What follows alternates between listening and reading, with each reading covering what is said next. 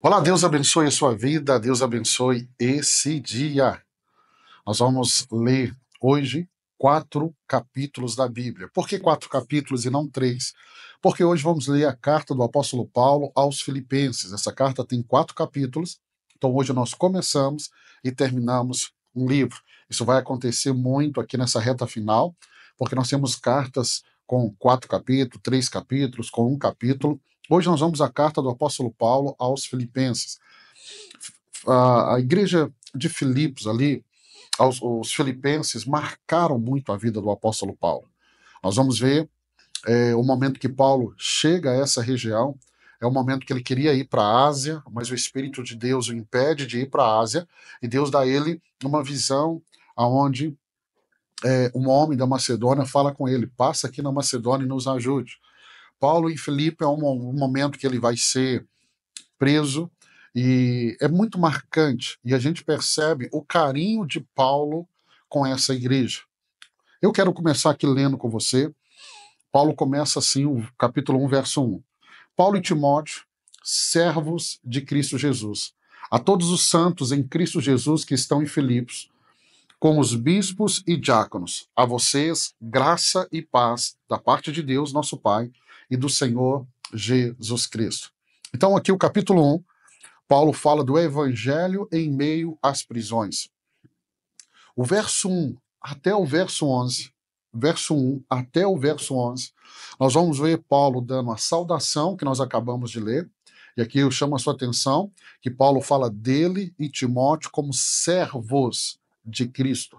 A palavra servos aqui, que é usada, é a palavra escravo. A gente ouve servos e soa tão bem, mas essa palavra no grego é escravo. É assim que Paulo se apresenta. Paulo vai iniciar essa carta com a saudação aos santos de Filipos, e ele vai demonstrar aqui, verso 3 até o verso 11, numa oração de ação de graças. Então, Paulo vai orar, e ele ora falando do amor dos filipenses, né? E do conhecimento e discernimento deles. Verso 9: esta é a minha oração, que o amor de vocês aumente cada vez mais em conhecimento e em toda percepção, para discernirem o que é melhor, a fim de serem puros e irrepreensíveis até o dia de Cristo, cheios do fruto da justiça, fruto do que vem por meio de Jesus Cristo, para a glória e louvor de Deus. Então nós vamos ver Paulo orando e dando ações de graça por essa igreja e orientando que ela continue crescendo no conhecimento até o dia de Jesus Cristo, é o dia da volta de Jesus Cristo. O verso 12 ao verso 18, Paulo fala do avanço do evangelho na prisão. Paulo está em Roma, preso, e Paulo está escrevendo essa carta aos Filipenses. Então, apesar de estar preso, Paulo continua pregando o evangelho, Paulo continua escrevendo é, é, é, cartas às igrejas que ele estabeleceu. E aqui Paulo vai relatar que a sua prisão tem contribuído para o progresso do evangelho. Essa visão que Paulo traz é muito importante para mim e para você, porque Paulo vê na dificuldade, Paulo vê na sua prisão, Paulo vê que a sua prisão contribui para o avanço e o progresso do evangelho. Deixa eu te contar um testemunho. Eu lembro de uma irmã chamada Toca, irmã Toca, 76 anos. E eu já estava aqui na cidade de Uberlândia, ela é de Nova Lima, e eu lembro que ela foi internada, e quando eu fui em Belo Horizonte, passei para visitar ela, o testemunho dela é: pastor, eu estava internada, não queria estar ali no hospital, mas eu ia de leito em leito orando pelas pessoas. E o testemunho que ela contou é que, à medida que ela ficava ali, as pessoas que ela orava, recebia a oração dela, eram curadas e começaram a ir para casa, ao ponto dos enfermeiros falarem com ela: olha, irmã Tuca, só poderia voltar mais vezes aqui para o hospital, porque a oração dela estava curando muitas pessoas. Esse testemunho marcou muito o meu coração. Muitas vezes nós não entendemos a razão do que nós estamos passando, mas precisamos avaliar o momento que estamos passando, essa situação, ela está cooperando para o progresso do evangelho? Se está cooperando para o progresso do evangelho, então nós temos que ter alegria. E é essa carta, Paulo fala de alegria. Por quê? Porque apesar de preso, ele entende que o evangelho está progredindo por causa da sua prisão. E aí ele vai motivar outros a pregarem também com ousadia. Verso 19 ao 26, Paulo fala do viver, que o viver é Cristo e o morrer é lucro. E aqui nós temos o verso 21, que é um verso que nós conhecemos muito. Paulo diz: porquanto, para mim, o viver é Cristo e o morrer, ele é lucro. Paulo, ele reflete sobre a vida e a morte. E ele deseja partir e estar com Cristo. E ele fala que isso é muito melhor, mas entende que ele deve permanecer vivo e isso é necessário para o progresso espiritual dos filipenses. Então Paulo fala, olha, se eu partir, se eu morrer, e Paulo está refletindo sobre a morte, porque ele está preso e vai morrer ali. Então ele sabe que a prisão dele vai resultar em morte. Mas ele fala, olha, eu pretendo ficar um pouco mais, porque eu quero contribuir com o progresso espiritual de vocês. Verso 27 ao 30, Paulo traz aqui um encorajamento à firmeza. Paulo exorta os filipenses a viverem de forma digna do evangelho, permanecendo firmes em um só espírito, enfrentando a oposição com coragem. Então nós percebemos que a oposição ao evangelho sempre existiu e sempre vai existir. Sempre, sempre, sempre, sempre. Então aqui o capítulo 1 já nos ensina que mesmo em meio à adversidade, devemos viver para Cristo, confiando que as circunstâncias podem ser usadas por Deus para o avanço do evangelho. Vamos para o capítulo 2. Paulo fala da humildade e a exaltação de Cristo. O capítulo 2 é muito lindo, muito lindo.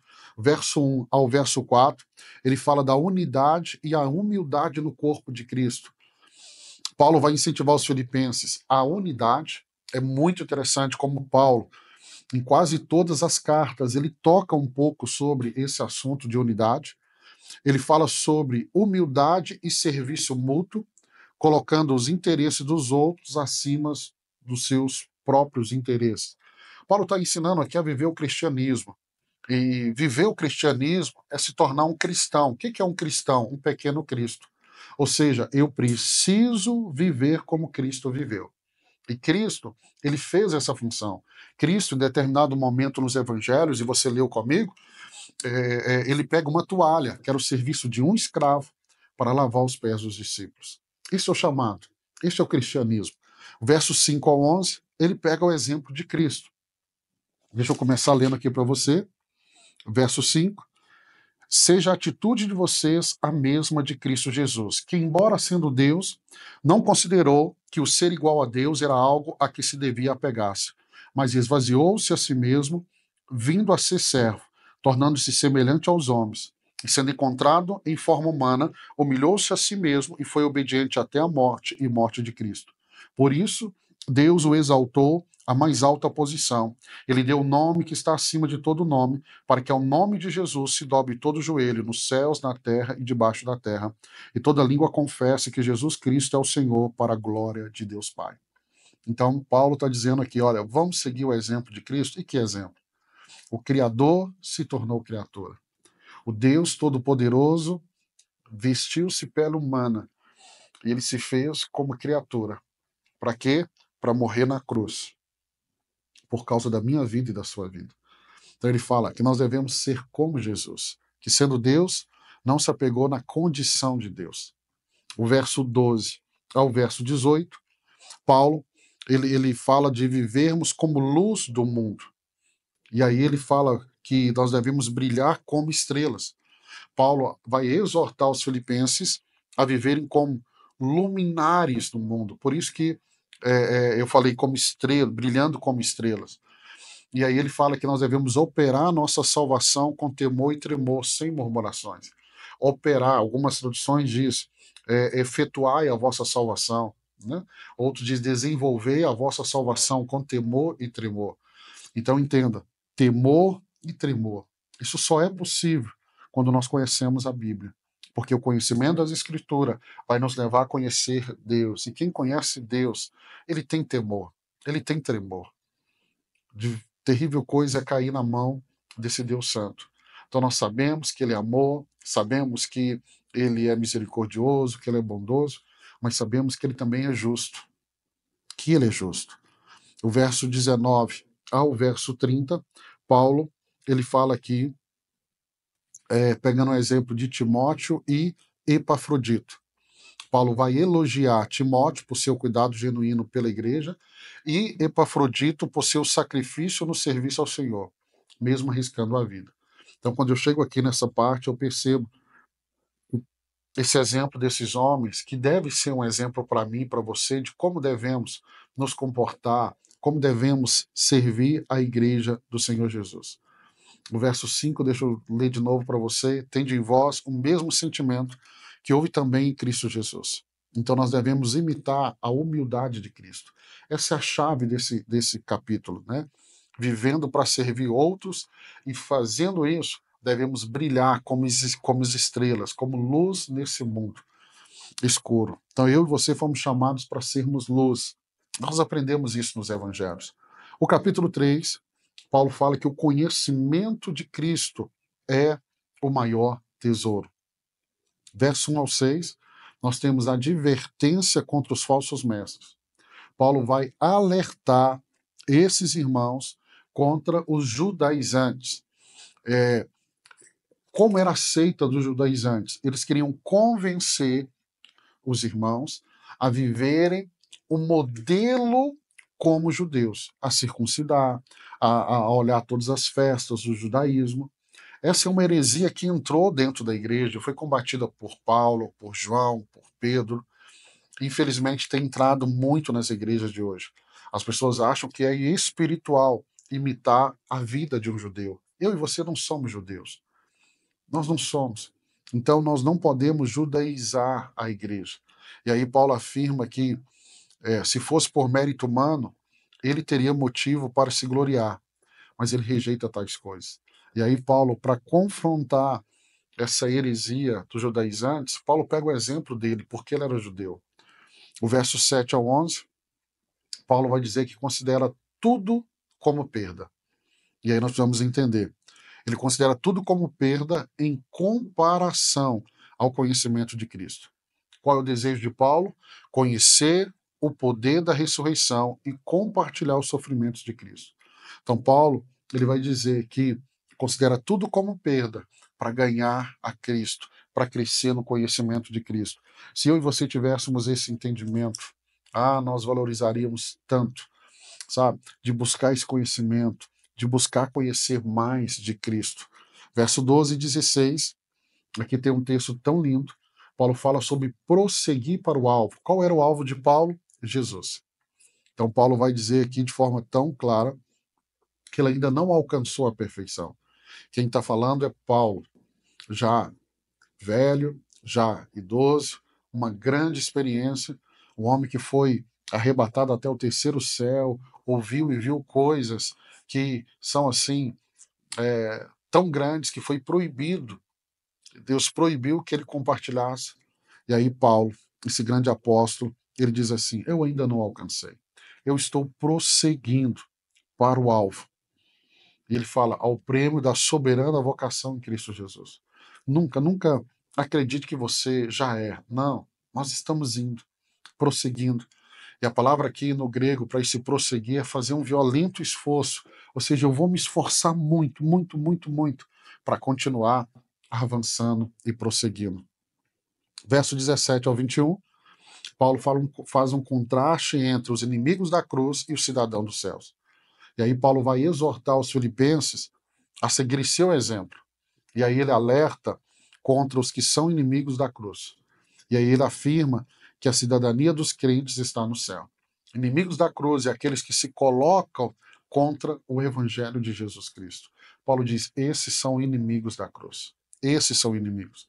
E Paulo lembra que a nossa cidadania está nos céus. Esse apontamento de Paulo é muito lindo, porque nós devemos olhar para essa realidade, que é a realidade dos céus.